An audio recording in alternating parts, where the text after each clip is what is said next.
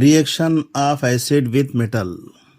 Aim to observe the reaction of acid with metal.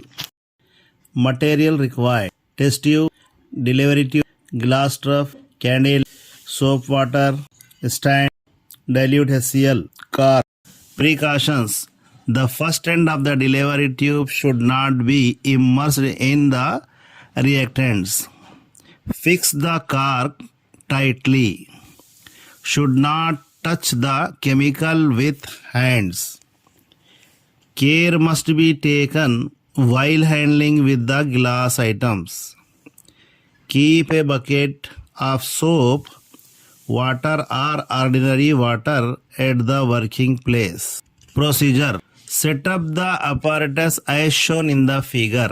Take about 10 ml of dilute HCl in a test tube and add few zinc granules. When zinc granules react with HCl, a gas is evolved from the top of the test tube. Pass the gas being evolved through the soap water.